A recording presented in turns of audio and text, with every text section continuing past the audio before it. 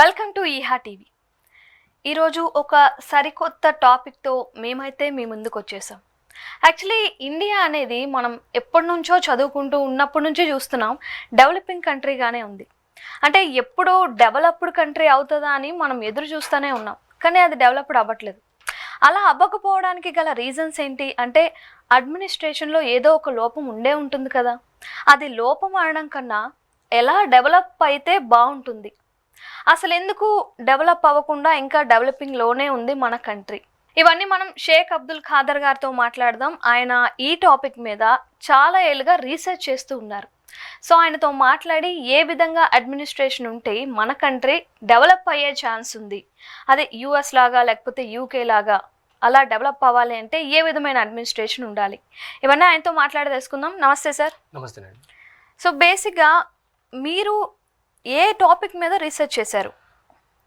Same ఇప్పుడు మీరు చెప్పిన టాపిక్ ఏనండి. అంటే ఇండియా ఎందుకు డెవలప్ అవుతూ ఉంది అంటున్నారు, కానీ ఎప్పుడు డెవలప్ అవుతుంది, ఎట్లా మనం ఫారిన్ కంట్రీస్ లాగా మనం కూడా ఎలా డెవలప్ అవ్వాలి, ఎక్కడ ప్రాబ్లమేటిక్ అనేది నేను ఆ విషయం మీద రీసెర్చ్ చేశానండి. ఓకే, దాని గురించి నేను మీకు అంటే ఫస్ట్ ఏంటంటే నేను 2 టాపిక్స్ అంటే ఫస్ట్ అడ్మినిస్ట్రేషన్ ఏంటనేది, ఫస్ట్ అంటే ఒక బెస్ట్ అడ్మినిస్ట్రేషన్ ఏంటి ఎలా ఉండాలి అనేది ఒక టాపిక్.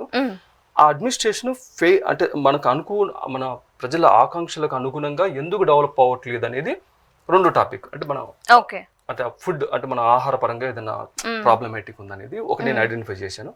అట్లా 2 టాపిక్లో 2 భాగాలుగా మేము ఎక్స్ప్లెయిన్ చేస్తాం.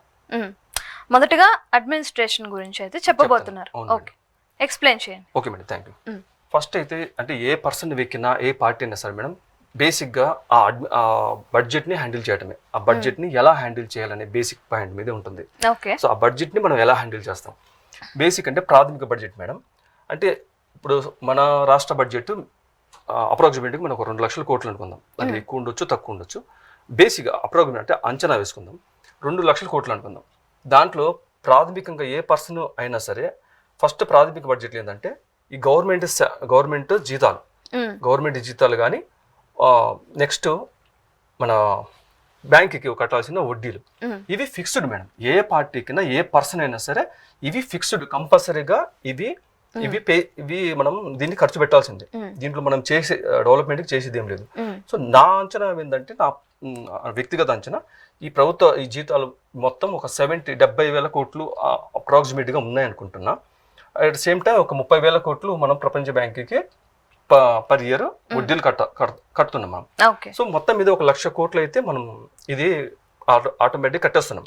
సో ఇప్పుడు మనకు కావాల్సిన నెక్స్ట్ ఏంటంటే, ఇది డెవలప్మెంట్ కాదు మేడం, ఇది బేసిక్. ఇది ఖచ్చితంగా అందరూ పాటించాల్సింది. ఇక నెక్స్ట్ వచ్చేసరికి నెక్స్ట్ డెవలప్మెంట్కి సంబంధించిన ఖర్చు అంతా ఇక్కడ నెక్స్ట్ ఇంకో 100 కోట్లు, అదే 1,00,000 కోట్లు ఉన్నాయి కదా, 1,00,000 కోట్లు మనం అయిపోయింది, అది ఫిక్స్డ్. ఇది నెక్స్ట్ వేరే 1,00,000 కోట్లకి మనం ఎలా అంటే అన్ని రంగాలకి సపోజ్ వ్యవసాయ రంగం కానీ, సాగునీరు రంగం కానీ, అడవుల డెవలప్మెంట్ కానీ, వైద్యం కానీ, తర్వాత విద్య, ఇవన్నింటికి ఏంటంటే వీటన్నింటికి అప్రాక్సిమేట్గా ఒక 5 అంటే దేనికి ఖర్చు అంటే ఇవన్నీ మౌలిక వసతుల పరంగా చేసేదానికి ఏమో 5% చేసాం. రెవెన్యూ మంది జస్ట్ దీంట్లో కన్స్ట్రక్షన్ ఏమి ఉండదు. జస్ట్ వాళ్ళ రెవెన్యూ శాఖకి మనం కేవలం వాళ్ళకి కావాల్సిన వెహికల్ కానీ, బిల్డింగ్స్ సంబంధించిన కొన్ని లిమిటెడ్ ఉంటాయి కాబట్టి వీటికి నేను పర్సెంటేజ్ తక్కువ ఇచ్చాను. సో బేసిక్ గా ఇప్పుడున్న గవర్నమెంట్ కావచ్చు, అంతకు ముందున్న గవర్నమెంట్స్ కావచ్చు, ఇవే పర్సెంటేజెస్ ఇచ్చాయా? డీటెయిల్ గా చెప్పట్లేదు. ఎందుకంటే జనరల్గా ఏంటంటే వాళ్ళు ఒక బడ్జెట్ సంబంధించిన ఆ మంత్రి మొత్తం ఆయనే ఎక్స్ప్లెయిన్ చేస్తుంటాడు. నా అంచనా ప్రకారం ఏంటంటే ఆయన జస్ట్ ఇలా పర్సెంటేజ్, ఇప్పుడు నేను ఆర్థిక శాఖ మంత్రిని అనుకోండి మేడం, నేనేం చేస్తా, ఈ 100% ఏమో ఇందాక నేను చెప్పింది, నెక్స్ట్ 100 కోట్లు, నెక్స్ట్ 1,00,000 కోట్లు ఏమో ఇలా నేను డివైడ్ చేస్తా పర్సెంటేజ్. ఈ మొత్తం తక్కిన 1,00,000 కోట్లకి నేను ఇలా డివైడ్ చేస్తా. డివైడ్ చేసి నేను కూర్చుంటా. నేను ఒక ఆర్థిక శాఖ మంత్రిగా నేను కూర్చుంటా, అంతే. నేను డివైడ్ చేసా. అప్పుడు ఇంకొక మంత్రి, ఇప్పుడు వ్యవసాయ శాఖ మంత్రి లేచి ఒక్క నిమిషం. సో బేసిక్ గా మీరు చెప్పిన దాని ప్రకారం ఫస్ట్ ఆఫ్ ఆల్ ఒక బేసిక్ బడ్జెట్ ఉంటుంది.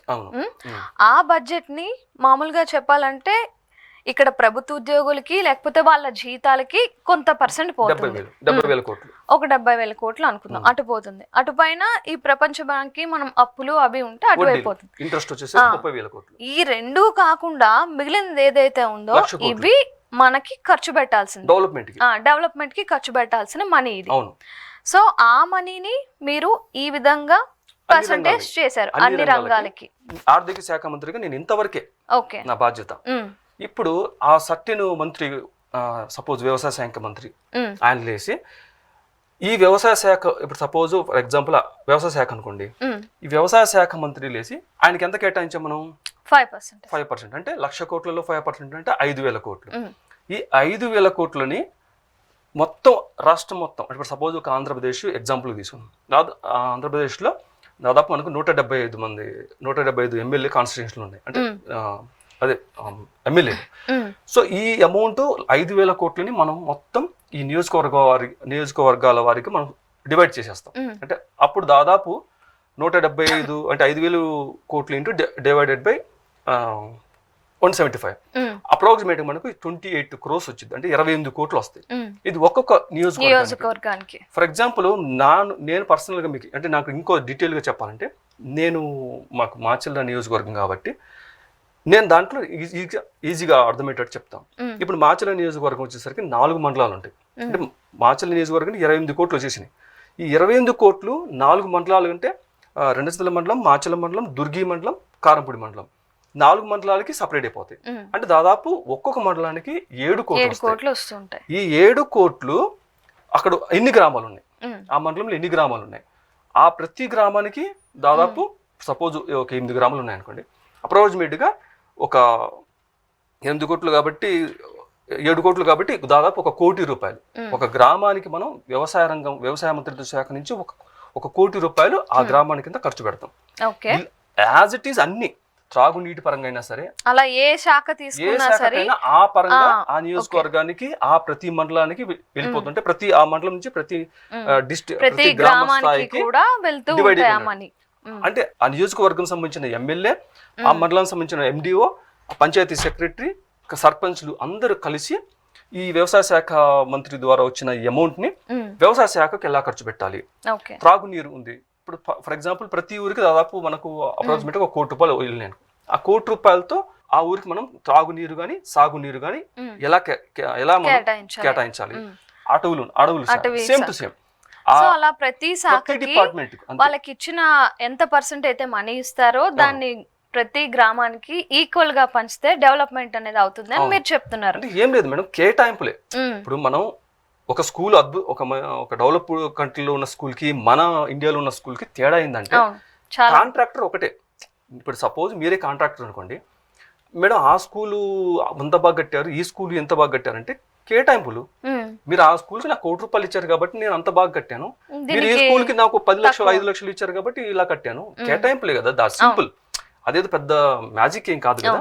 సో కేటాయింపులు మీరు కేటాయించి లక్ష్యం పెట్టుకున్నారు, ఒక అద్భుతమైన స్కూల్, ఒక అద్భుతమైన రోడ్లు. ఇప్పుడు సపోజ్ ఎగ్జాంపుల్ మీకు ఒక రోడ్ అన్ని సేమ్ టైం క్రీడా మంత్రి శాఖ అంటే దాదాపు ప్రతి గ్రామానికి 1 కోటి రూపాయలు వెళ్తాయి. ఈ 1 కోటి రూపాయలతో ఏంటి, ప్రతి గ్రామంలో ఒక గ్రౌండ్ మనం ఒక చిన్నపాటి గ్రౌండ్ ని ఏర్పాటు చేయొచ్చు. Same to same. ఇంకా పర్యాటకం ఏంటంటే మేడం, ఇది ప్రతి గ్రామ స్థాయి వరకు వెళ్ళదు, ఎందుకంటే ప్రతి గ్రామం పర్యాటకం ఉండదు కదా, ఒక లిమిటెడ్ గా ఉంటుంది. నియోజకవర్గం 1, 2, 3 ఉంటాయి. దానికి అలా అంటే రోడ్డు రవాణా శాఖ మాత్రం ప్రతి గ్రామానికి వైద్యం వెళ్ళింది, విద్య వెళ్తుంది, అడవులు అంటే ఒకవేళ లేకపోతే ఆ ఉన్న ఊరికి ఎక్కువ కేటాయింపులు జరుగుతుంది. అట్లా వ్యవసాయం అంటే సపోజ్ వ్యవసాయ శాఖ మంత్రిత్వం ఏంటంటే మన కాలువలు కానీ లేకపోతే చెరువులు నిర్మాణం చేస్తారు. అంటే వ్యవసాయానికి అంటే రైతులకు నాణ్యమైన విత్తనాలు ఏర్పాటు చేయడం కానీ, ఇట్లా సాంస్కృతిక ఈ విధంగా జరగాలి కేటాయింపులు అనేవి. ఓకే, ప్రస్తుతం ఉన్న ప్రభుత్వం కావచ్చు, అంతకుముందు ప్రభుత్వాలు కావచ్చు, ఈ విధంగా సెపరేట్ గా చెప్పలేదు, మనకి ఇంత జరుగుతుంది అని చెప్పలేదు. పార్లమెంట్ లో జస్ట్ ఇంత బడ్జెట్ కేటాయించామని చెప్పడం వరకు మాత్రమే జరుగుతుంది. ఆర్థిక మంత్రి గారు అన్నింటికి డివైడ్ చేసి చెప్పేస్తుంటారు. అలా కాకుండా ఇప్పుడు సపోజ్ ఆ నియోజకవర్గంలో మీ ఈ మండలానికి ఇంత కేటాయిస్తున్నాం, మీ ఊరికి ఈ రోడ్డు అంటే మీ ఊరికి ఈసారి రోడ్డు రాబోతుందని ఆ బడ్జెట్ లో తెలిసిపోవాలి ప్రతి గ్రామ స్థాయి వరకు. అది తాగునీరు కావచ్చు, సాగునీరు కావచ్చు, లేకపోతే వ్యవసాయానికి చెరువు నిర్మాణం కావచ్చు, లేదు మీకు ఆ విద్య అంటే ఆ స్కూళ్ళు డెవలప్డ్. ఫర్ ఎగ్జాంపుల్ అది మోడల్ ఏంటంటే రహదారులు కావాలి మేడం. ఎలా అంటే లక్ష్యం ఏంటి, మీరు అంటే ఏ లక్ష్యానికి కేటాయిస్తున్నారు, అది లేట్ అవ్వచ్చు, ఈ సంవత్సరం సరిపోకపోవచ్చు, నెక్స్ట్ ఇయర్ కావచ్చు. అలా రోడ్లు ఎలా ఉండాలి, ప్రతి గ్రామ స్థాయి వరకు ఇలాంటి రోడ్ల నిర్మాణం లక్ష్యం తీసుకుంటాం, ఇలా కేటాయిస్తుంటాం. వాళ్ళ గైడ్ లైన్స్ వెళ్ళిపోతుంది ఎమ్మెల్యేలకి, గవర్నమెంట్ వాళ్ళకి. అంటే చెప్పే కదా ఫస్ట్ లోనే, మనం ఒక అంటే ఒక అభివృద్ధి చెందిన దేశం లాగా మనది మన అభివృద్ధి చెందాలంటే అన్ని రంగాల్లో ఇలా మనకు ఒక ఇమేజ్ కావాలి, అంటే మనకు లక్ష్యం కావాలి. ఈ పరంగా ఇప్పుడు రోడ్లు కావాలి, ఇలాంటి రోడ్లు నిర్మాణం. ఇది ఒకసారి కాకపోవచ్చు. నెక్స్ట్ స్కూల్స్, ప్రభుత్వ స్కూల్స్ ఎలా ఉండాలి, ఇంత డిజిటలైజ్ గా ప్రతిదీ మనం థియరీ చెప్తాను, వాళ్ళు విని ఇంట్రెస్ట్ ఉండదు. సో అది ప్రతిదీ ఇమేజ్ పరంగా కావచ్చు, ఎక్విప్మెంట్ పరంగా కావచ్చు, ఇది డిజిటల్ క్లాస్ డిజిటలైజేషన్ అనేది క్లాస్ రూమ్ లో ఖచ్చితంగా ఉండాలి. అట్ ద సేమ్ టైం ఆ గ్రౌండ్లు, ఆ పిల్లలు ఆడుకునే గ్రౌండ్లు కూడా అంటే మోడర్న్ గా, ఏదో మనం అంటే ఇప్పుడు ఉన్నట్టు కాకుండా మోడర్న్ గా ఉండాలి అంత. అసలు ఆ గ్రౌండ్ అట్లా మన ఇండియానేనా ఇది అంతసేపు అన్నంత ఆధునిక ఆట స్థలాలుగా నిర్మించాలి. దీనికి కూడా లక్ష్యాలు, ప్రతిదీ ఒక లక్ష్యానికి మనం అనుగుణంగా ఖర్చు పెడుతుంటాం. అది ఒక సంవత్సరం కాకపోయినా ఇంకో సంవత్సరం మనం చేస్తుంటాం. ఇది ప్రభుత్వ వైద్య సదుపాయాలు బేసిక్. ఇప్పుడు ప్రతి నియోజకవర్గంలో అందరూ మనం వెళ్తాం కదా, అలా కాకుండా ఒక 1 వీక్ ప్రతి గ్రామానికి 1 వీక్ ఒకసారి గవర్నమెంట్ వాళ్ళు వచ్చి ఇలా అంటే క్యాంప్ లాగా ఒక 1 వీక్ 10 days ఒకసారి వచ్చారనుకోండి. సో మనకు అంటే ఏజ్ వాళ్ళు ఉంటారు, వాళ్ళు వెళ్ళలేకపోవచ్చు కదా, అలా వాళ్ళకి బేసిక్ సదుపాయం కూడా కల్పించవచ్చు. ఓకే, అంటే ప్రతిసారి వేరే ఊరు వెళ్లకుండా ఆరోగ్యం కోసం వేరే ఊరు పరిగెత్తే పరిస్థితులు ఇప్పుడైతే ఉన్నాయి మనం చూసుకున్నట్లయితే. ఇంకోటి ఏంటంటే ఇప్పుడు నేను వైద్య శాఖ కూడా చెప్పా కదా, అవి కూడా మోడర్న్. ఇప్పుడు మనం అది గ్రౌండ్ అంటే ప్రతి గ్రామ స్థాయి వరకు ఉండదు. నియోజకవర్గానికి వచ్చి ఆ నియోజకవర్గంలో ఏదైనా హాస్పిటల్ ఉంటే దానికి మౌలిక ఫెసిలిటీస్, మౌలిక సదుపాయాలు అంటే ఎట్లా అంటే ఒక హైలీ అన్ని ఫెసిలిటీస్ ఉండాలి. ఏది అసలు ఎక్కడ వేరే చోటికి వెళ్ళాల్సిన పని లేదు. అంటే పెద్ద నగరాలకి వెళ్ళాల్సిన మన ఊర్లోనే ఉండేటట్టుగా అంటే ఊరు దాకా రాకపోవచ్చు. నేనేది ఇప్పుడు సపోజ్ ప్రతి మండల స్థాయిలోనో అంటే మెయిన్ ఉంటాయి కదా, ఆ మెయిన్ ఉన్న హాస్పిటల్ మోడర్నైజ్, ఇంకా ఫెసిలిటీస్ ప్లస్ అక్కడ ఉన్న స్టాఫ్ కూడా ఈ ప్రజలతో అంటే మంచిగా మాట్లాడేటట్టుగా అలా. సో అదే విధంగా ఆట స్థలం కావచ్చు, నీటి సరఫరా ట్యాంక్ కావచ్చు, ప్రతి ఊరికి ఉండాలి అనేది మీరు చెప్తున్నది. కానీ మనం చూసుకున్నట్లయితే ఇప్పటికీ ఈ వాటర్ ట్యాంకులు అనేవి ఉన్నాయి కదా, అన్ని ఊర్లలో లేవా? అన్ని ఊర్లలో ప్రతి ఇంటికి వరకు సప్లై మేడం. కొన్ని ఊర్లు అని కాదు కదా, అన్ని ఊర్లకి ప్రతి గ్రామ స్థాయిలో వరకు ప్రతి ఇంటికి టార్గెట్ లక్ష్యం అయితే ప్రతి ఇంటి వరకు వెళ్ళాలి. సో ఎక్కడైతే లేదు ఉన్న చోట ఓకే, అప్పుడు మనం మనీ అనేది లేని చోటకి షిఫ్ట్ చేసేస్తాం. ఓకే, సో బడ్జెట్ అనేది అలా ఎలకేట్ చేస్తే బాగుంటుంది. ఇది మన కాలువ నిర్మాణాలు. ఇప్పుడు కుడి కాలువ నుంచి సపోజ్ మన కుడి కాలువ ఉందనుకోండి సాగర్ దగ్గర, ఆ కుడి కాలువ నుంచి వెళ్ళే ప్రతి కాలువ అనేది పటిష్టంగా ఉండాలి. అంటే అలా మనం రిలీజ్ చేయగానే ఆటోమేటిక్ గా ప్రతి ఆ చివరి పొలం, ఈవెన్ చివరి పొలం రైతు వరకు అంటే తక్కువ టైంలో ఈక్వల్ గా వెళ్ళాలి, తక్కువ టైంలో వాటర్ అనేది వెళ్ళాలి. కాలువలు పర్ఫెక్ట్ లేవనుకోండి అది లేట్ అవుతుంది కదా, అలా కాలువ నిర్మాణం కూడా పర్ఫెక్ట్ గా ఉండాలి చూడటానికి. మనం అంటే ఎలా మరి ఇలా ఉండాలంటే ఏం చేయాలి, డబ్బులు కేటాయిస్తే సరిపోతుంది. కరెక్ట్ బడ్జెట్ కేటాయిస్తే కరెక్ట్ గా వాళ్ళు ఇలా కావాలని కాంట్రాక్ట్ ఏం చేస్తారు, ఓకే ఇలా కావాలంటే మాకు కొంచెం బడ్జెట్ పెరగాలి. మన బడ్జెట్ లో కేటాయింపులు జరిగాయి. ప్రతి గ్రామంకు దాదాపు ఒక 1 కోటి రూపాయలు 80 లక్షల దాకా కేటాయించాం కాబట్టి ఆటోమేటిక్ గా ఆ ఊరికి సంబంధించిన కన్స్ట్రక్షన్ ఈ తాగునీటి అంటే ప్రతిదానికి డిపార్ట్మెంట్ వైజ్ మనం కేటాయించాం. ప్రతి డిపార్ట్మెంట్ వెళ్ళాం, లక్ష్యాలు పెట్టాం. ఇదిగో ఇట్లా అంటే ఎగ్జాంపుల్ ఇలానే అని కాదు. సో ఇంకా మోడర్నైజ్ గా దీంట్లో బెటర్ గా వాళ్ళు కూడా లోకల్ గా ప్లాన్ చేసుకుని పటిష్టమైన ఈ సాగునీరు చేయాలి. అడవులను రక్షించడం, పెంచటం. అసలు ఇలా అంత దట్టమైన అడవులు రాష్ట్ర వ్యాప్తంగా అవకాశం, అక్కడ అడవి భూమి ఉందంటే ఇలాంటి చెట్లు పెంచాలి. పెంచాలంటే మనం డబ్బులు కేటాయించాలి. ఆ డబ్బులు కేటాయిస్తే ఆటోమేటిక్గా అక్కడ మొక్కలు పెంచుతారు. మొక్కలు పెంచి మనకు వాళ్ళు మెయింటైన్ చేయాలంటే మళ్ళీ వాటర్ ఫెసిలిటీ దానికంటూ సెపరేట్ గా స్టాఫ్ పెరగాలి. మనం 1,00,000 మొక్కలు వేసామండి, వేసామంటే పెరగవు కదా. వేసిన తర్వాత వాళ్ళకి నిరంతరంగా నీళ్లు అందేటట్టు చూసి అది పెరిగి పెద్ద అయ్యేదాకా కూడా మనకు రెస్పాన్సిబిలిటీ. ఆ రెస్పాన్సిబిలిటీ చేయాలంటే కొంతమంది స్టాఫ్ని ఏర్పాటు చేయాల్సి ఉంటుంది, ప్లస్ ఆ నీటి ఫెసిలిటీ చూడాల్సి ఉంటుంది. ఇవన్నీ చేయాలంటే ప్రాబ్లం ఏంటి, కేటాయింపులే. మీరు కేటాయించారనుకోండి, ఆ పర్సన్ ఆటోమేటిక్ దాన్ని నీళ్లు వేసే పర్సన్ ఉంటారు, దాన్ని పెద్ద అయ్యేదాకా చూసుకునే పర్సన్ ఉంటారు. అట్లా అంటే ప్రతిదీ కేటాయింపులోనే ఉందంటున్నా. అవును. సో ఈ విధంగా అడవులు అభివృద్ధి చేస్తే బాగుంటది. అదే విధంగా అందమైన సమర్థవంతమైన చెరువు నిర్మాణం ఎందుకు ప్రతి చేయకూడదు? ఊర్లో చెరువు నిర్మాణం. ఇప్పుడు మీకు గ్రౌండ్ లెవెల్లో నీళ్లు ఎంత ఇంకితే మీకు ఆటోమేటిక్ పైకి అంత ఈజీగా నీళ్లు ఉంటాయి. ఓకే. సో వర్షాలు పడ్డాయండి, పడిన తర్వాత వెళ్ళిపోయినాయి, మొత్తం వెళ్ళిపోయిన తర్వాత మీకు ఏముండదు కదా. సో మనం పడ్డ వర్షం మనం స్టోర్ చేసి మన గ్రౌండ్ లోగానే ఇంకోగలిగితే ఆటోమేటిక్ మనకు ఇప్పుడు మనం ప్రాజెక్టులు ఎందుకు కడుతున్నాం, పడ్డ నీళ్లు స్టోర్ చేసి మనకు ఫ్యూచర్ అవసరాలకి. ఓకే. అలా మనం ఈ చెరువు ప్రతి గ్రామంలో చెరువుల నిర్మాణం కూడా ఏర్పాటు చేసి అది కూడా అందంగా ఏర్పాటు చేయాలి. ఇలా చేయాలన్నా కేటాయింపులు జరగాలి. నేను చెప్పే కదా, ఇంతకుముందు మనం కేటాయింపు చూసాం కదా, అలా ఆ మనీ మొత్తం ఇలా కేటాయింపులు చేసి ప్రతి గ్రామం కూడా ఇప్పుడు మనం చెప్పినట్టు ఒక 70 లక్షలు ఆటోమేటిక్ వెళ్ళిపోతాయి. అయితే ప్రతి గ్రామంలో కూడా అలాంటి చెరువు నిర్మాణం ఉండాలి. అదే విధంగా లైబ్రరీ నిర్మాణం కూడా ఉండాలి. ఈ మధ్య కాలంలో ఊర్లలో చూసుకుంటే లైబ్రరీలు అనేవి లేకుండానే పోయాయి. ఒకప్పుడు ఉండేవి కానీ ఇప్పుడైతే అసలు లైబ్రరీ లేవు అసలు కంప్లీట్ గా. అలా ఈ లైబ్రరీ నిర్మాణం ఇంకంతే. అయితే ఏంటంటే ఆ బడ్జెట్ కేటాయింపుల్లో ఇక్కడ మనకు కొన్ని డీటెయిల్స్ అని చెప్తాను. ఇప్పుడు పర్యాటకం చూపిలేదు అనుకోండి. పర్యాటకం మొదటి అంటే ఇప్పుడు మన రాష్ట్రంలో ఉన్న పర్యాటకాలు అంటే గ్రామ స్థాయి వరకు ఉండవు, లిమిటెడ్గా ఉంటాయి కదా. ఇప్పుడు మా ఏరియాలో సాగర్ ఒకటి, ఎత్తిపోతలు ఒకటి ఉంది. ఆ రెండే అట్లా ఉండో ఇంకో 2 ఉండొచ్చు. సో ఆ అమౌంట్ అలా డివైడ్ అయిపోతాయి. ఇప్పుడు నియోజకవర్గానికి ఒక 22 కోట్లు ఉన్నాయి, ఎన్ని 2, 3 ఉన్నాయనుకోండి. ఆ 2, 3 అలా డివైడ్ చేసేసి వాటికి అది కూడా మంచి ఫెసిలిటీస్ అక్కడ వెళ్ళే వాళ్ళకి అన్ని రూమ్స్ ఫెసిలిటీస్ కానీ, నీటి ఫెసిలిటీస్ కానీ, రోడ్డు సదుపాయాలు కానీ, అలా అన్ని ప్రతి గ్రామ స్థాయి వరకు క్రీడలు కానీ, ఆ తర్వాత హోం అంటే ఏముంది, ఇంకా మనం జోక్యం యాక్చువల్గా ఈ ప్రొసీజర్లో మనం ప్రజలకి డబ్బు ఇవ్వాల్సిన పని లేదు. ఎందుకంటే ఈ విధంగా ఒక పర్సన్ ఎవరైనా సరే, అది ఏ పర్సన్ అయినా, నేను ఈ విధంగా మీకు డెవలప్ చేస్తాను, ఈ విధంగా ఇమేజ్ అంటే ఈ విధంగా కేటాయింపులు జరుగుతుంది, ఇలా ఈ విధంగా ఈ కేటాయింపుల తర్వాత మీకు ఇంప్లిమెంటేషన్ అవుతుందంటే ఇంకా డబ్బులు అంటే ఎవరు అడగరు కదా మేడం. అంటే వాళ్ళకి కన్ఫ్యూజ్ తెలియక సో ఈ డబ్బులు తీసుకోవడం ఉండదు కాబట్టి ఏ ఎమ్మెల్యే కూడా ఎక్కడ మనకు దీంట్లో అవినీతి జరిగే ఛాన్స్ అయితే లేదు. ఎందుకంటే నేను పెట్టుబడి పెట్టలేదు కదా, నాకేందుకు ప్రెషర్ ఉండదు కదా. నేను ఖర్చు చేశాను అనుకోండి, ఏదో జరిగిపోయింది, ఓకే, నాకు ప్రెషర్ ఉంటుంది, ఖచ్చితంగా నేను సంపాదించాలనే ఒక కాన్సెప్ట్ ఉంటుంది. కానీ ఇక్కడ నేను ఖర్చు పెట్టను కదా.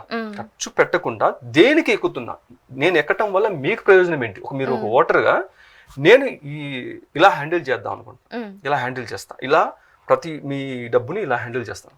ఒకవేళ రెవెన్యూ పరంగా ఇంకా మనకి ఎక్కువ అమౌంట్ వచ్చింది అనుకోండి, అప్పుడు మనం ఏంటంటే రుణమాఫీలు, ఎందుకంటే చిన్న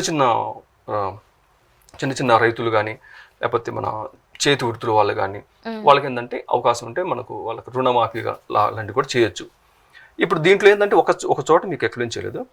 మరి చాలామంది అంటే ప్రతిదండి, నిరుద్యోగులకు శిక్షణ, ఉపాధి కల్పన, నిరుద్యోగులకు వాళ్ళకు దేంట్లో మీకు ఇంట్రెస్ట్ ఉందో, టైలరింగ్ కావచ్చు, ఇంకేదైనా సరే దాంట్లో ఉపాధి కల్పన. పరిశ్రమలు ఏంటంటే ఎంతసేపు ఎవరో విదేశాలు రావాలి, వాళ్ళు పెట్టాలి, అలా కాకుండా ఇప్పుడు మన విశాఖ స్టీల్ ఉందండి, అది మందే. బిహెచ్ఎల్ ఉంది, అది మందే. అసలు మనమే ఎందుకు పెట్టుకోకూడదు? అది లేట్ అవ్వచ్చు. ఇప్పుడు మనకు దాదాపు 5% అండి, అంటే 5,000 కోట్లు. 5,000 కోట్లు ఉన్నప్పుడు మనమే ఎందుకు పెట్టుకోకూడదు? పెట్టుకోవడం వల్ల లాభం ఏంటంటే, ఇప్పుడు ప్రైవేట్ అనుకోండి, అంటే నేను వ్యతిరేకించట్లేదు, ప్రైవేట్ అనుకోండి, ఆ లాభం మనకు ఉండదు, మనకు కట్టాల్సిన ట్యాక్స్ మాత్రమే కడతారు. కానీ గవర్నమెంట్ అనుకోండి, దాని వచ్చే లాభాలు మందే, కంపెనీ మందే. ప్లస్ ఇంకోటి ఏంటంటే గవర్నమెంట్ సెక్టర్ ఏంటంటే ఒక ఆర్థికమైన స్థిరత్వం ఉంటుంది. ఒక జాబ్ హోల్డర్కి ఒకసారి జాబ్ వచ్చిందంటే నాకు భయం లేదు, అంటే ఆర్థికంగా భయం లేదని ఆ స్థిరత్వం ఉంటుంది. మనమే పర్ ఇయర్ సో మనం మాత్రమే మన దాంట్లో పెట్టుబడులు మనమే పెట్టుకుంటే బాగుంటుంది. వస్తే ఓకే, వచ్చారు, మనం అవకాశం ఇస్తాం, దాంట్లో ఏం తప్పలేదు. కానీ ఎదురు చూడటం కంటే మన బడ్జెట్ లో కేటాయింపులు చేసి, అట్లా మనమే కొన్ని మనకు అవసరమైన పరిశ్రమలు పెట్టుకోవచ్చు. ఇంకా చిన్న పరిశ్రమలు, ఓకే, చిన్న పరిశ్రమ అంటే హార్టికల్చర్, డైరీ. ఇవేంటంటే ఇప్పుడు సపోజ్ మనకు అక్కడ నీళ్లు లేవు, ఇప్పుడు ఓకే నీళ్లు వచ్చే పంటల్లో పంటలు పండిస్తారు. నీళ్లు లేనప్పుడు మట్ట ప్రాంతాల్లో ఏంటంటే వాళ్ళకి తక్కువ నీళ్లు వస్తాయి. అంటే నీళ్లు ఉన్న కాడి నుంచి వాళ్ళకి నీళ్లు సప్లై చేసి వాళ్ళు అంటే పట్టు పరిశ్రమ కానీ, లేకపోతే డైరీ కానీ, లేకపోతే పూల మొక్కల పరిశ్రమ కానీ, అట్లా ఏదైనా సరే వాళ్ళకి నచ్చింది మనకు ట్రైనింగ్ ఇచ్చి వాళ్ళకి ఆ విధంగా ప్రోత్సహించడానికి, నిరుద్యోగులు సరే కొంత నిరుద్యోగతని తగ్గించడానికి. ఇలా విపత్తు నిర్వహణ అంటే ఏదైనా అన్ఫార్చునేట్గా ఏదైనా భూకంపం కానీ, మన విజయవాడలో ఫ్లడ్స్ వచ్చినాయి అంటే ఏ ఫండ్ తీస్తారు మీరు? మనకంటూ ఒక సపరేట్ ఫండ్ పెట్టాం అనుకోండి, ఆ ఫండ్ తీసుకుని ఇమ్మీడియట్ గా ఖర్చు పెట్టడానికి రెడీగా ఉంటుంది. దానికోసం ఒక 2%. నెక్స్ట్ అంటే ఎన్జిఓలు, అంటే అన్ని గవర్నమెంట్ కాకుండా కొంతమంది ఎన్జిఓలు, కొంతమందికి కళ్ళజోడు అంటే ఇప్పుడు కళ్ళు లేని వాళ్ళకి కళ్ళజోడులు ఇస్తుంటారు వాళ్ళకు గానీ, తర్వాత అనాథ పిల్లలకు అట్లాంటి ఎన్జిఓలు ఉంటారు కదా, కొంతమంది స్వచ్ఛందంగా చేస్తుంటారు వాళ్ళకి, వృద్ధాశ్రమాలు వాళ్ళకి మనం ఏంటంటే ప్రోత్సాహకాలుగా ఒక 2,000 కోట్లు పక్కన పెట్టాం. ఇది గ్రౌండ్ స్థాయికి వెళ్ళదు, ఆ ఇన్స్టిట్యూట్లకి వెళ్ళిపోతుంది. సపోర్టెడ్ గా వాళ్ళు కొంత సేకరిస్తారు, మనం వాళ్ళకి అడిషనల్ గా. సో ఈ విధంగా మీరు చెప్పిన దాని ప్రకారం ఇలా కేటాయిస్తే బాగుంటుంది. సో ఇప్పుడు వరకు మనం మాట్లాడుకుందంట అడ్మినిస్ట్రేషన్ గురించి. సో ఇంకొక టాపిక్ కూడా చెప్తా అన్నారు మీరు, అడ్మినిస్ట్రేషన్ కాకుండా ఇంకేదో చెప్తా అన్నారు. అయితే ఈ అడ్మినిస్ట్రేషన్ అంతా ఇలా ఎందుకు జరగట్లేదు అనేది మీ ప్రశ్న. ఇప్పుడు ఈ అడ్మినిస్ట్రేషన్ ఇది మీకు ఓకే కదా, ఈ పరంగా మీకు ఇలా అడ్మినిస్ట్రేషన్ చేస్తే మన ఇండియా కేటాయింపులు చేస్తున్నాం, ఆటోమేటిక్ గా అక్కడ మనకు విజువల్ గా కనబడుతుంది. అయితే ఈ అడ్మినిస్ట్రేషన్ ఇలా ఎందుకు జరగట్లేదు, మనం తెలుసో తెలియకో డబ్బులు తీసుకోవటం కానీ, డబ్బులు పంచటం కానీ ఇలా ఎందుకు జరుగుతుంది? ఎక్కడో మనం మన ఆలోచనలో సరైన ఆలోచనతో మనం చేయట్లేదు. అంటే ఇలా చేసి ఇది రాంగ్ కదా, మనం ఇలా ఎందుకు చేస్తున్నాం, దీనివల్ల మన ఇండియా డెవలప్ అవ్వదనే ఒక కాన్సెప్ట్ ఒక కామన్ మ్యాన్ నుంచి పై స్థాయి వరకు అందరూ అలా ఆలోచించట్లేదేమో, ఎక్కడో ఏదో పొరపాటు జరుగుతుందని నాకు అనిపించి అప్పుడు నేనేం చేశానంటే ఒక హెల్త్ సంబంధించిన ఒక వీడియో చూసినప్పుడు నాకు WHO గైడ్ లైన్స్ ఒకటి, WHO అంటే వరల్డ్ హెల్త్ ఆర్గనైజేషన్ ఒక గైడ్ లైన్స్ ఏంటంటే ఒక మనిషి ఆరోగ్యవంతుడుగా ఉండటానికి హెల్త్ మీన్స్ వచ్చేసరికి ఒక మనిషి యొక్క శారీరక, మానసిక, సామాజిక హితమైన పొజిషన్ ఖచ్చితంగా ఉండాలి. అంటే మీరు గూగుల్లో సెర్చింగ్ చేస్తే వచ్చింది. శారీరకం అంటే ఓకే, మనం శారీరకం ఉన్నాం. మానసికం అంటే మనం తీసుకునే నిర్ణయాలు అవి ఎలా ఉండాలంటే మూడోది పాయింట్ ఏంటంటే సామాజిక హితం, ఖచ్చితంగా సమాజానికి హితమైన పొజిషన్లో ఉండాలి. మరి మనం హితమైన పొజిషన్లో తీసుకుంటున్నామా? అందరూ అంటే ఇప్పుడు నేను సామాజిక హితమైన పొజిషన్ తీసుకుని ఆలోచించేవాడిని అయితే ఎలక్షన్లో డబ్బు తీసుకుంటానా, లేకపోతే నేను డబ్బులు పంచుతానా, నేను ఏమైనా అవినీతి పాల్పడతానా? ఈ సమాజ హితం కాదు కదా. సో ఎక్కడో మనం అంటే ఎక్కడో ఏదో మిస్ అవుతుంది, ఏదో మన ఆలోచనలో ఏదో మిస్ అవుతుందని ఆ ఆరోగ్యం అంటే ప్రపంచ బ్యాంక్ చెప్పింది ఆ ఆరోగ్యానికి మనం ఎందుకో కనెక్ట్ అవ్వట్లేదు అనే చిన్న ఆలోచనతో నాకు తర్వాత రీసెర్చ్ చేసింది ఏంటంటే మెయిన్గా పొటాషియం అండి, పొటాషియం, మెగ్నీషియం, ఈ రెండు మినరల్స్ ఏంటంటే మనం వండుకోవటం వల్ల, మన ఆహార పదార్థాలు వండుకోవటం వల్ల ఈ 2 మినరల్స్ మిస్ అవుతాయి. అంటే 60-65 డిగ్రీ సెల్సియస్ దగ్గర నుంచి వాటర్ సాల్యుబుల్గా కలిసిపోయి ఈ 2 మనకు అంటే మనం వండుకునే ప్రొసీజర్లో ఈ 2 మిస్ అవుతాయి, అంటే లాస్ అవుతాయి. అంటే ఒక మనిషి హెల్దీగా ఉండాలి అనేది తీసుకున్నట్లయితే ఆ మనిషికి పొటాషియం ఇంకా మెగ్నీషియం అనేది చాలా అవసరం. కానీ మనం ఏం చేస్తున్నాం, ఈ కూరగాయలు కావచ్చు, వంటలు వండేటప్పటికి ఇవి మిస్ పోతున్నాయి, ఉడకబెట్టడం వల్ల అవి పోతున్నాయి. అయితే ఇప్పుడు డౌట్ ఏంటి, సరే ఉడకబెడుతున్నాం, మనం ఉప్పు వేస్తున్నాం, ఈ రెండు మెగ్నీషియం కానీ పొటాషియం కానీ చేసే రెస్పాన్సిబిలిటీ ఏంటి? మనం కోల్పోతున్నాం. మన శరీరంలో అది చేసే పని ఏంటి, ఏం పని చేస్తాయి, ఏం వర్క్ చేస్తాయి, అంటే వాటి బాధ్యతలు ఏంది అనుకుంటే అది మన మన ఆరోగ్యవంతమైన గుండె కొట్టుకునే వేగాన్ని నియంత్రిస్తాయి. ఇప్పుడు మనం ఆవేశంలో కదా మేడం తప్పు చేసేది, ఏ మనిషి ఆలోచించుకొని ఎవరు తప్పు చేయడు, ఎందుకంటే ఆ శిక్షలు కానీ దానివల్ల జరిగే నష్టాలు కానీ ఎవరు చేయరు. సో మనకు ఆరోగ్యవంతమైన గుండె కొట్టుకునే వేగం అంటే ఈ మెగ్నీషియము, పొటాషియము యొక్క మనం కోల్పోయాం కాబట్టి అంటే నేను నా అవగాహన ప్రకారం అది మీ రీసెర్చ్ ప్రకారం మీరు ఇది కనుగొన్నారు. సో అంటే పొటాషియం మెగ్నీషియం అనేది చాలా ఇంపార్టెంట్ బాడీకి, అది లోపిస్తుంది అన్నట్టు. లోపిస్తుంది. సో మనం ఏం చేస్తున్నాం, అన్ని తక్కిన ఇస్తున్నాం, ప్రోటీన్స్ ఇస్తున్నాం, తర్వాత కార్బోహైడ్రేట్స్ ఇస్తున్నాం, అన్ని ఇస్తున్నాం. కానీ ఏదైతే మనకు సరిగ్గా అంటే ఒక మనిషి సరైన ఆలోచన చేసే అవకాశం ఉన్న ఏదైతే ఆ 2 మినరల్స్ని నేనేమంటున్నా ఇప్పుడు ప్రజెంట్ దాన్ని యాడ్ చేద్దాం అంటున్నా. యాడ్ చేయటం అంటే ఏం లేదు మేడం. ఇప్పుడు సపోజ్ అంటే బేసిక్ గా మీరు చెప్పిన పొటాషియం మెగ్నీషియం అనేది ఏ టైప్ ఆఫ్ ఫుడ్ లో ఉంటుంది? అన్ని ఫుడ్లు అంటే బేసిక్ గా అన్ని ఫుడ్ లో ఉంటుంది. ఇప్పుడు సపోజ్ మన కందిపప్పు ఉందనుకోండి, ఇక్కడ చూపించడం కుదరదా, కందిపప్పు ఉందనుకోండి, కందిపప్పులో ఉంటుంది. తర్వాత పెసరపప్పులో ఉంటుంది. తర్వాత మనకు అంటే కారం, మామూలు కారంలో ఉంటుంది. అంటే ఈ గింజ ధాన్యాల్లో ఉంటుంది. సో ప్రతి కూరగాయలోను ప్రతి వస్తువులోనూ ఉంటుంది. కొన్నింటి హై ఉంటుంది, కొన్నింటి లో ఉంటుంది. సమస్య వచ్చేందంటే ఆ హై ఉన్న చోట మనం మిస్ అవుతున్నాం కదా. అవును, ఆ మిస్ అయింది మనం యాడ్ చేయట్లేదు కదా. ప్రతి పూట వండుకొని తింటున్నాం. ఇప్పుడు నేనేమంటున్నా, అది ఇప్పుడు మనకు అది కూడా మన గూగుల్లో కొడితే పర్ డే మనకు పొటాషియం తీసుకోవాల్సిన రిక్వైర్మెంట్, పర్ డే మెగ్నీషియం తీసుకున్న రిక్వైర్మెంట్ కన్నా చూసుకోగలిగితే దాన్ని మనం ఉడకబెట్టకుండా మన బాడీకి ఇవ్వాలి. అంటే ఉడికితే పోతున్నాయని తెలుసు. ఇప్పుడు ఉడకబెట్టుకోకుండా ఇవ్వాలంటే అది సపోజ్ ఇప్పుడు మనకు సున్నుండలు ఉన్నాయనుకోండి, దాన్ని మనం ఏం వండట్లేదుగా. సన్నుండలు ఏంటి మనకు ఇది కదా, పెసరపప్పే కదా, పెసరు గుండ్లే కదా. ఇప్పుడు వాటిని జస్ట్ కొంచెం వేయించి ఇమీడియట్ గా మనం పౌడర్ చేస్తాం, బెల్లం కలుపుతాం. బెల్లంలో కూడా పొటాషియం బాగుంటుంది. ఇప్పుడు అవి తింటే సరిపోతుంది. అట్లా కనీసం 100 గ్రాములు, కనీసం అవి 100 గ్రాములు అనుకోండి, ఒక 100 గ్రాములు ఉంటే అవి కనీసం 2 తినాలి. అట్ సేమ్ టైం దాంతో పాటు నువ్వు లడ్డు కూడా తినాలి. ఎందుకు నువ్వు లడ్డు తినాలంటే ఈ పొటాషియం వెళ్ళి ఈ పొటాషియం మన బాడీలోకి వెళ్ళి ఇమ్మీడియట్ గా ఆ సోడియం ని కూడా బయటికి, మనం ఇంతకాలం తీసుకున్న సోడియం, హై సోడియం ని కూడా బయటికి నెట్టే క్రమంలో కొంత కాల్షియం కూడా కోల్పోతాం. ఇదంతా నేను చెప్పేదంతా జస్ట్ మీరు గూగుల్ సెర్చింగ్ చేసినా దొరికిద్ది. ఆ కోల్పోయేటప్పుడు మన శరీరం నుంచి కొంత కాల్షియం మనం కోల్పోతాం. సో అందుకని ఆ కాల్షియం కోల్పోతున్నాం కాబట్టి ఆటోమేటిక్గా మనం ఇమ్మీడియట్ గా బూస్ట్ చేయాలి, అంటే ఇవ్వాలి. సో అందుకని ఒక రెండు సున్నుండలు, ఒక నువ్వు లడ్డు అయినా పర్లా. లేదు ఇప్పుడు మనం సాయంత్రం పూట గోధుమ రొట్టె కాకుండా పెసరట్లు, అంటే ఆయిల్ లేకుండా పెసరట్లు తిన్నా, పెసరట్లు కానీ, మినపట్లు కానీ, కనీసం ఇడ్లీలు కానీ, అంటే ఇదైతే సున్నుండలు అయితే మనకు ఇంకా స్టాండర్డ్. ఇంకా పెసరట్లు కానీ, మినపట్లు ఇవైతే మనకు ఖచ్చితంగా పొటాషియం ఉంటుంది. అని ఇదొక్కటే కాకుండా ఇప్పుడు కంది పచ్చడి ఉంది, కంది పొడి ఉంది. ఇవన్నీ అంటే మనకు దాదాపు మన సాంప్రదాయంలో ఉన్నాయి కొన్ని రకాల పదార్థాల్లోనే మొత్తం మనకు దొరుకుతాయి. సో ఇది నేను ఏదో నా మీద డిపెండ్ అవ్వకుండా మీకు NIN national institute of nutrition ఒక వెబ్సైట్లోకి వెళ్తే ఒక PDF దొరుకుతుంది. వాళ్ళ మొత్తం అంటే మనం ఆ బుక్స్ అన్ని కొనుక్కోవచ్చు, లేదా PDF అయినా మనం డౌన్లోడ్ చేసుకొని మనం ఫ్రీగా మన మొబైల్లో చెక్ చేసుకోవచ్చు.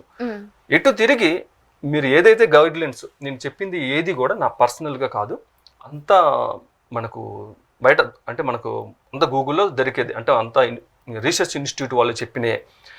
పొటాషియం మాత్రం మనకు పర్ డే తీసుకోవాల్సిన 3500 mg కంపల్సరీగా, అంటే అంతా కాకపోయినా కనీసం 3000 mg వరకు మీరు పర్ డే మీరు తీసుకోవాలి. తీసుకోవడం వల్ల మీకు మీకు ఆటోమేటిక్గా మానసికంగా తీసుకునే ప్రతి నిర్ణయం సమర్థవంతంగా తీసుకుంటారు. ఇప్పుడు కరెక్ట్ తీసుకోవట్లేదు కాదు, ఇంకా అసలు బెటర్గా ఇక సమాజానికి ఏ విధమైన మీరు హాని తలపట్టని విధంగా, అంటే మనకు ఏదైతే గైడ్లైన్స్ ఉందో, ఏదైతే ఇప్పుడు మనకు WHO గైడ్లైన్స్ ఉందో, ఆ గైడ్లైన్స్ ప్రకారం మనం మనిషి అనే వ్యక్తి మనం అంటే మీకు సింపుల్గా చెప్పాలంటే ఆధ్యాత్మిక విషయంలో చెప్పాలంటే ఆధ్యాత్మిక స్థితి కానీ, లేకపోతే గుర్తురాట్లేదు, ఆధ్యాత్మిక స్థితి కానీ, లేకపోతే దైవ స్థితి కానీ, లేకపోతే ధార్మిక స్థితి కానీ, ఇప్పుడు మనం అనుకుంటాం మనం వేరు కాదు, దేవుడు వేరు కాదంట. కానీ మన ఆత్మస్వరూపంగా లేం కదా. ఆత్మస్వరూపం ఉంటే మనం లక్షల డబ్బులు ఎందుకు తీసుకుంటాం, ఎందుకు డబ్బులు పంచుతాం? సో అంటే ఏదో మన ఆత్మ కనెక్ట్ అవడానికి ఏదో ఒకటి మిస్ అయింది. ఆ మిస్ అయింది మాత్రం ఈ రెండింటిని విడిగా వండకుండా మీరు సొంతంగా ఆలోచించండి. అవి మనకి ఏ విధంగా మనం ఇవ్వగలుగుతాం. ఈ పొటాషియం మెగ్నీషియాన్ని, పొటాషియం అయితే ఎక్కువ ఇవ్వాల్సి ఉంటుంది, మెగ్నీషియం అయితే తక్కువ 340 అలా ఉంటుంది. 340 గ్రామ్స్ ఉంటుంది. పొటాషియం మాత్రం హైలో ఉంటుంది. ఇప్పుడు మన పొటాషియం కూడా తీసుకుంటే ఈ మెగ్నీషియం మ్యాంగనీస్ మనం మిస్ అయిన 2-3 ఆటోమేటిక్గా కవర్ అయిపోతాయి. సో పొటాషియం మీరు ఫోకస్ చేయాలి. పొటాషియం దేంట్లో హైట్ దొరుకుతుంది అనేది మీకు పీడిఎఫ్లో దొరుకుతుంది. అది మీరు నేను చెప్పినవన్నీ ఆటోమేటిక్గా గూగుల్లో సెర్చింగ్ చేయండి. దీంట్లో ఏది నా సొంతంగా కాదు, మనం వండుకోవటం వల్ల పొటాషియం కోల్పోతున్నాం అనేది నిజం. కోల్పోవటం వల్ల ఉప్పు మనం అడిషనల్గా తీసుకుంటున్నాం అనేది నిజం. యాక్చువల్గా ఇప్పుడు మనకు ప్రకృతి ఏ గైడెన్స్ ఇచ్చిందంటే పొటాషియం హై ఉంటుంది, సోడియం తక్కువ ఉంటుంది, చాలా తక్కువ. ఇది ఒక 300 గ్రాములు ఉంటే ఇది ఒక 30 గ్రాములు 30 mg ఉంటుంది. కానీ మనం రివర్స్ చేసాం. మనం మొత్తం దాన్ని రివర్స్ చేసేసరికి మనం ఆ ప్రకృతి ధర్మంకి ఏదైతే ప్రకృతి రెస్పాన్సిబిలిటీకి విరుద్ధంగా మనం కొంచెం సరైన విధంగా మనం రెస్పాండ్ కాకుండా ఉండటానికి ఒక కారణం అని నేను సైన్స్ పరంగా ఏదో నేను వ్యక్తిగతంగా కాకుండా సైంటిఫిక్ గానే ఐడెంటిఫై చేసి చెప్పాను. అదంతా సైంటిఫిక్ లో కనుక్కుందే. జస్ట్ మిమ్మల్ని అలా అంటే ఆ కమ్యూనికేషన్ ని ఒకదాని ఒకటి జాయింట్ చేసి అలా కలిపి మీకు చెప్తాను అంతే. కొత్త విషయాలు కాదు, అంత తెలిసినే. బట్ ఇది మెయిన్ రీజన్. సో ఇది నేను వ్యక్తిగతంగా కూడా ఇది ఫేస్ చేశాను. నేను ఫిక్స్ చేశాను కాబట్టి ఖచ్చితంగా ఈ రెండు గిన చేయగలిగితే ఇప్పుడు నేను చెప్పిన ప్రకారం అన్ని మనం కేటాయింపులు కరెక్ట్ చేస్తాం. ఆ ఎలక్షన్లో డబ్బులు తీసుకోవాల్సిన అవసరం ఉండదు. ఆ డబ్బులు తీసుకోకుండా చేస్తున్నప్పుడు ఆటోమేటిక్గా జరిగిపోతుంది. మన ఇండియా కూడా వేరే కంట్రీ లాగా అద్భుతంగా డెవలప్ అవుతుంది. Okay, thank you so much sir. చూస్తూనే ఉండండి ఈహా టీవీ.